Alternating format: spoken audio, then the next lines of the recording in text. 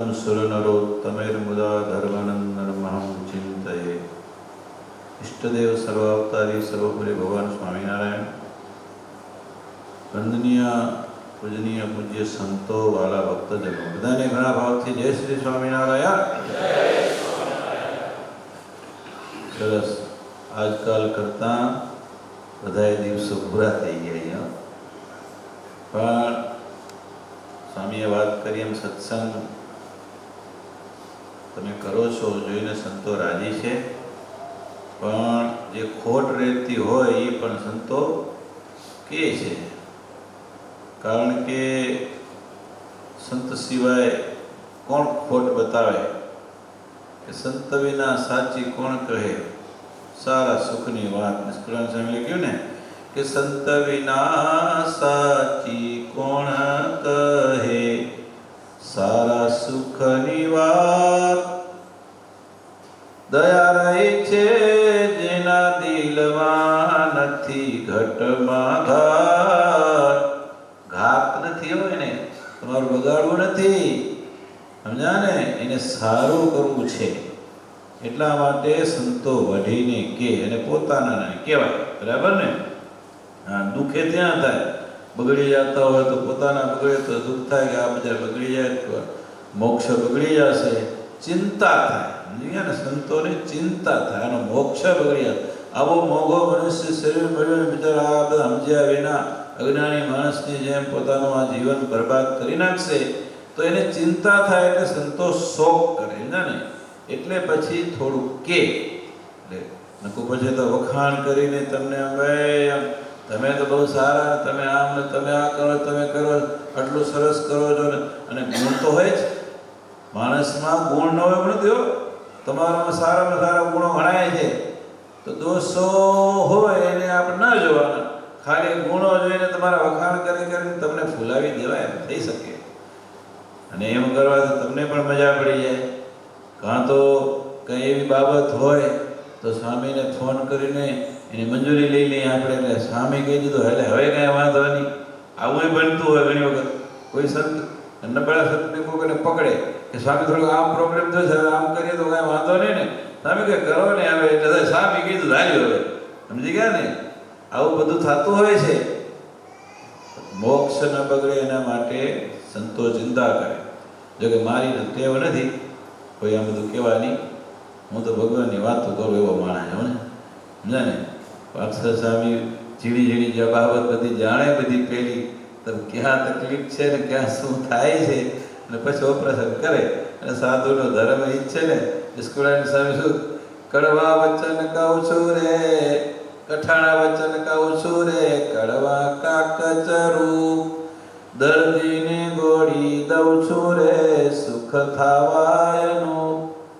દર્દીને ગોળી, સ્વામી કે કઠણ વચન કહું છું. તમને જરા કેમ થશે આવું બધું સ્વામી આખું કેમ કહે છે, પણ સ્વામી કહે છે એટલા માટે દર્દ છે તે, અને દર્દ બધું ગોળી ખાવી જ પડે ને. જ્યાં ખારી ગોળી હોય તો ગમે એમ તો ખારી તો ખાવી તો પડે.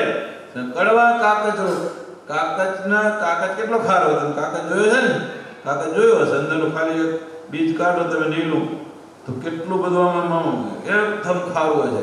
સ્વામી કે અમારા વચન કદાચ ખારા હશે પણ શેના માટે છે? તમારો રોગ કાઢવા માટે છે. સંતોને કેટલી અંદરથી પીડા થતી હોય ત્યારે એની વાત કરતા હોય એ પીડાને સમજો જરા, સમજી ગયા ને. તમારા વખાણ કરીને તમને આગળ ચડાવી દઈ તો થાય એમ છે, તમે રૂપિયાનો ઢગલો કરી દો, સામે બહુ વખાણ કરે દો અને તમે કરતા જાઓ છો, વખાણ કરી જાય એટલે રૂપિયા લેતા જાય, એવું હોય. પણ સંતો બિચારા વઢે તો સંતોને કોઈ મનમાં સ્વાર્થ નથી, સમજી ગયા ને. બિનસ્વાર્થી કામ કરે અને બીજા ક્યાંય નહીં ક્યાંય ફરે. અમે એમાં અમે કંઈ ગણતરીએ માનતા છે, કારણ કે ટિકિટ તો ભુજ ભરે છે, હરિભક્તો તો દેતા નથી. હરિભક્તો જે દેતા હશે કે પૂરું થાય કે ન થાય, ટિકિટ ભુજ મંદિર ખર્ચે બધીએ. એટલે અમારે પાસે એ ચિંતા નહીં કે ટિકિટ ક્યાંથી આવે છે તમારે ભેગી કરવી પડે, એ નથી ચિંતા. હરિભક્તો દીધું તો ભલે પધરામણી કરવા ગયા, હરિભક્તો શું ન મૂક્યું અમારે જોવાનું જ ન હોય, અમે નજરે ન કરી. એક જ કે એનું કેમ જીવનું રૂડું થાય. અમારી દ્રષ્ટિ બદલાય ને તો એ વાત બદલાઈ જાય, ખબર ને. અમારી દ્રષ્ટિ બદલાઈએ તો વાત બદલાઈ જાય. અમારી દ્રષ્ટિ છે જ નહીં ક્યાંય એ બાબતમાં. અમારી દ્રષ્ટિ માત્ર જીવનું કલ્યાણ કરવાની છે, એટલે એ પ્રમાણે જ વાત થાય. અને મારા સ્વભાવ પ્રમાણે હું તો કોઈને કોઈ ભગવાન સ્વામિનારાયણ એવી કોઈ મહિમાની વાત કરીને આપણે એને સમજાવીએ કે આવા ભગવાન સ્વામિનારાયણ આપણે મળ્યા છે. આમાં જો કથામાં આવ્યું, એક વાત કરી દો. હવે કથામાં આવ્યું, સ્તુતિ આવી. સ્તુતિની અંદર શું આવ્યું કે તમે દિનજનના દુઃખને કાપનારા છો, નામ ઘણું બધું આવ્યું ને. ભગવાન કે ભક્તવત્સલ છો, ભક્તનું દુઃખ જોઈ શકતા નથી ભગવાન. સ્વામિનારાયણ ભગવાન વિસનગરની પાસે દેવડા ગામ છે. દેવડા ગામના પાદરથી અંદર ગામમાં પ્રવેશ કર્યો. ઘોડાને બધાને તરસ લાગી હતી. બધા કાઠી દરબારો ભેગા હતા, સ્વામિનારાયણ ભગવાન ભેગા. ઘોડાઓને પાણી પાવા માટે ગામના હવેલી લઈ ગયા. ઘોડાઓ પાણી પીતા હતા. ત્યાં તો ગામના હરિભક્ત હરક્ષા વાણીઓ હતો, સત્સંગી સ્વામિનારાયણ, પણ બીજા ગરીબ પરિસ્થિતિ હતી.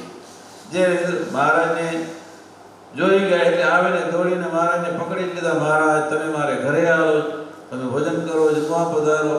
મહારાજ સમજે આ બિચારો ગરીબ માણસ, અમે આટલા બધા ભેગા છીએ અને આ ઘરે લઈ જાય, બીજો કેમ પૂરું કરશે. એટલે મહારાજ કે ના ના અમારે કોઈને જમવું નથી, તમે રહેવા દો. એ કે ના ના મહારાજ મારા હમ તમારે ઘરે આવવું પડી ગયું, તમારે જમ્યા વિના ન જ જવાય. બહુ કીધું એટલે મહારાજ એક કામ કરજો, દાળ અને રોટલા એ કરો તો આવી. પછી તમે ઊંચું માલ બનાવો, ખર્ચો કરો તો ના આવી. નક્કી કરો દાળ રોટલા કરો તો આવી. ભલે મારે દાળ રોટલા કરશો પણ આવો તમે મારા ઘરે. નક્કી કર્યું એટલે મહારાજ ભલે જાઓ, તૈયારી કરો.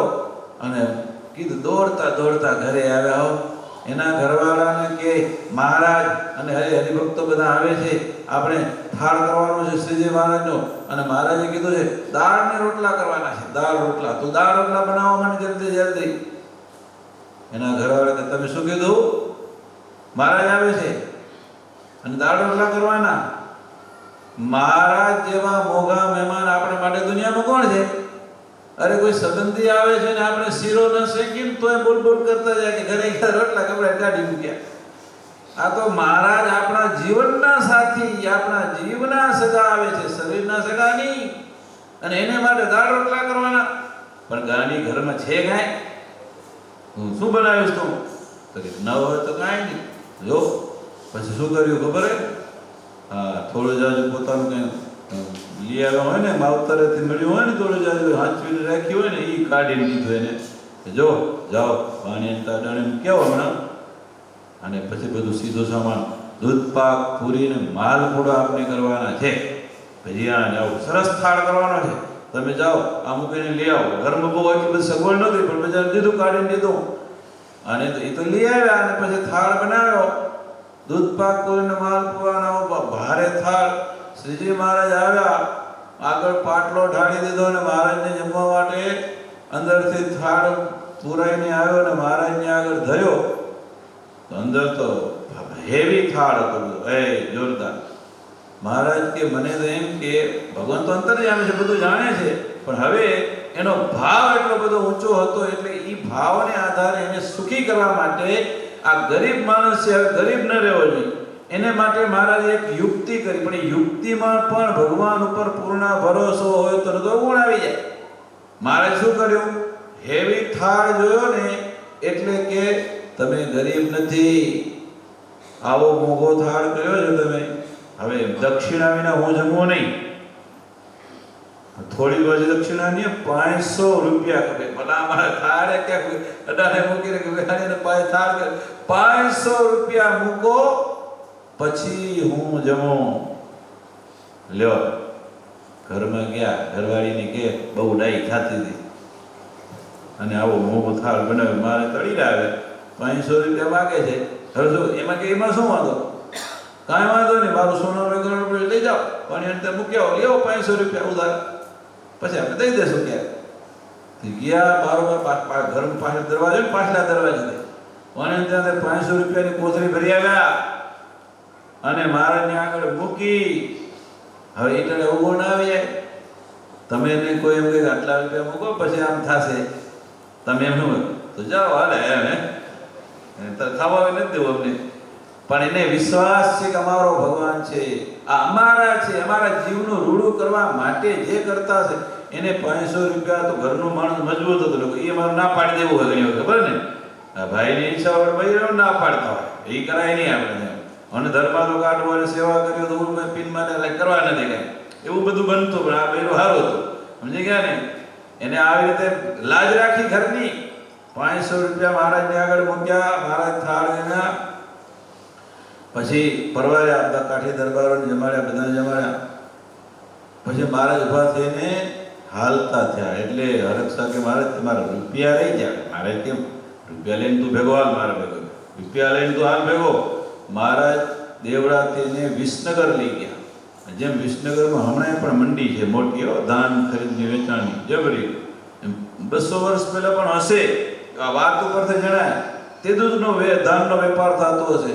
મહારાજ એને વિસનગર લઈ ગયા મંડીમાં, અને 500 રૂપિયાની દાળ લેવડાવી, તુવેર દાળ ને, રૂપિયાના 4 મણ. 500 રૂપિયા છે કેટલા મણ આવ્યા છે? 2000 મણ આવી ને. 2000 મણ તુવેરની દાળ સીધી મહારાજે લેવડાવી. પછી મહારાજ લીધા. મારે કે હમણાં લઈ જાઓ તમારા ઘરે, અમને જરૂર પડશે તો મગાવશો, હમણાં તમે તમારા ઘરે રાખો. ભગવાન તો જાણે ને ભાઈ આગલા વર્ષે શું થવાનું છે. એક હમણાં ઘરે લઈ જાઓ, પછી રાખો. બીજે વર્ષે દુષ્કાળ પડ્યો. દુષ્કાળ 69 કાળ, સંવત 1869 સાલનો દુષ્કાળ પડ્યો, ભયંકર. માણસો ખાઈ જાય એવો ભયંકર દુષ્કાળ. અને એમાં સંજય મહારાજ છાના રહેતા હો. ત્યારે હરક્ષાવાણીયા મહારાજને લેટર લખ્યો, ગણપુર મહારાજ તમારી દાળ તો અમારો જીવ લે એમ છે. ખબર પડી કે આ વાણી મારો 2000 મણ તુવેર દાબી બેઠો છે, તમારો તો રાત્રિ દિવસ ઉજાગરો થઈ ગયો, જીવ અમારો તો જીવ પડી કે બંધાઈ ગયો છે. મારે તમારી દાળ મગાવી લીધો, ન તો અમારો તો જીવ જશે. શ્રીજી મહારાજે પાછો ઉત્તર લખ્યો કે દાળ મારી નથી, એ તમારી છે, એ રૂપિયા તમારા, બધું તમારું છે.